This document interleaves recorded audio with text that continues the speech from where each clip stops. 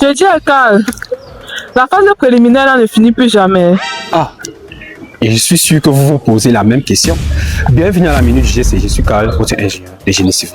Aujourd'hui, nous allons enfin finir avec cette phase préliminaire en abordant les 3 dernières étapes. Il s'agit du plan de gestion environnementale et sociale, études financières et économiques, et enfin, nous allons réaliser ce qu'on appelle un rapport de faisabilité. Pour mieux appréhender ces 3 dernières étapes de notre phase préliminaire, il sera question pour nous de répondre à 3 questions. Quel est l'impact de ce projet sur l'environnement? Est-il rentable?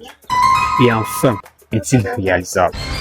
Chaque projet interagit avec son environnement et affecte directement les vies des riverains.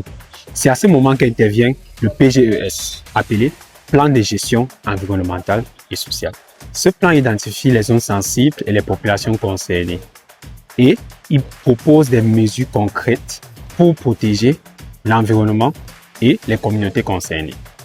Car un bon projet protège autant qu'il construit, d'où l'importance de l'analyse de l'impact du projet sur l'environnement. Mais maintenant, est-ce qu'il est rentable?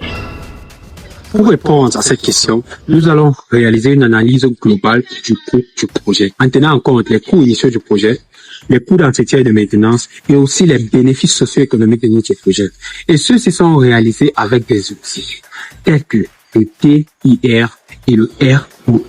Le TIR représente taux de rentabilité interne et le ROI représente retour sur investissement. Ces outils nous permettent de savoir si notre projet génère de la rentabilité à long terme au-delà du projet. D'où l'importance de l'étude économique et financière. Enfin, après avoir réalisé toutes ces étapes de la phase préliminaire, nous allons donc les synthétiser dans un rapport faisable. Ce qui fait office de notre dernière étape de la phase préliminaire. Ce rapport de faisabilité contient les documents qui valident le côté technique, social, environnemental et financier de notre projet et valident si ce projet sera accepté et rejeté. Alors, pour connaître la suite, la prochaine phase qui est la phase de conception de notre projet, restez scotchés sur notre chaîne et ne ratez rien. N'oubliez pas de like, share, subscribe et continuez next time in English with the conception.